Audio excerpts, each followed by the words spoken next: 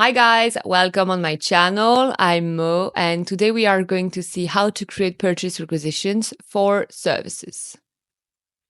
So a service may have a service master record for regular services.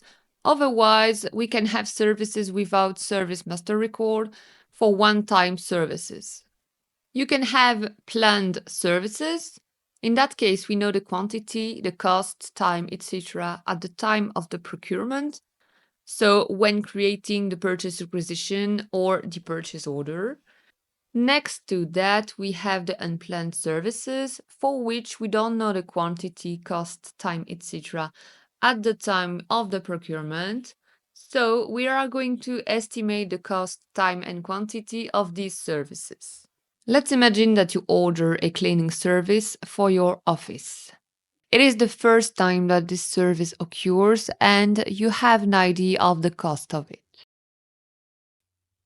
So let's start by typing our transaction code, which is ME51N, and we are in the creation window with our header, item overview, and item details section.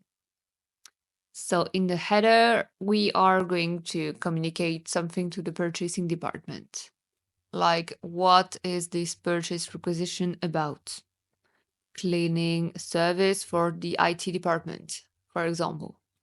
Here, I'm going to populate the lines with my service. So the first field that needs to be filled in is account assignment.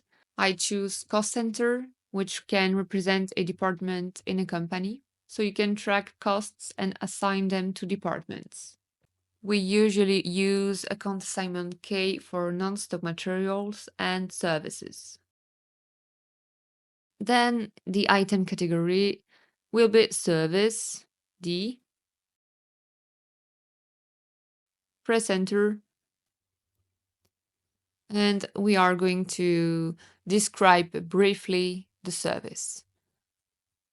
So cleaning service. Press enter.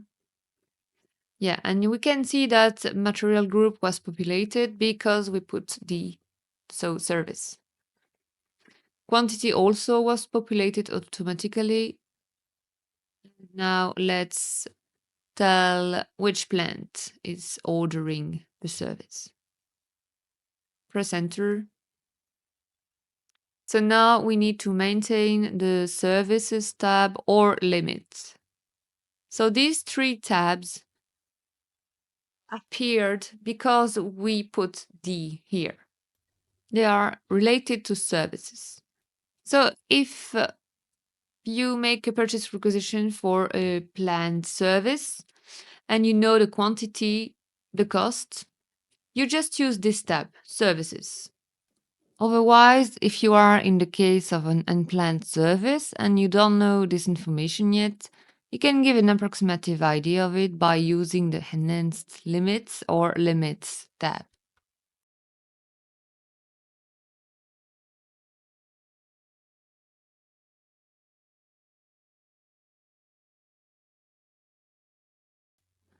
So in services, we won't populate this field because the service is not registered in our system. It doesn't have a service master record. This field is used to give a more detailed description of this line. So let's say cleaning service for IT department year 2025. Then if we scroll on the right, we see that there is a quantity field. So because we put account assignment K, the system asks for a general ledger account, which is already populated, and a cost center. So now let's choose for our cost center in line with the general ledger and company code mentioned here above. The system automatically took over the controlling area and the company codes. Press enter. And now we have a whole list of cost centers that can be combined with your GL account and company codes. A general ledger account is where all the financial transactions of a company are recorded.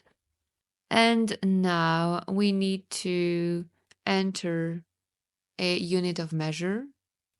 For services, we usually use AU, which stands for activity unit. And the next field is gross price. It is the price for one activity unit for our service.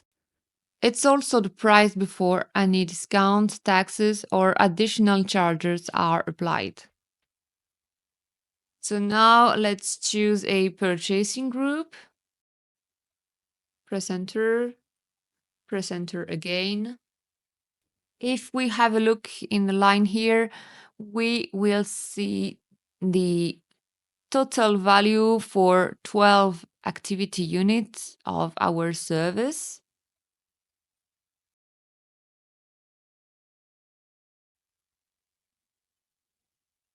And I think we're done. Let's make a check. Everything seems okay. We can now save it.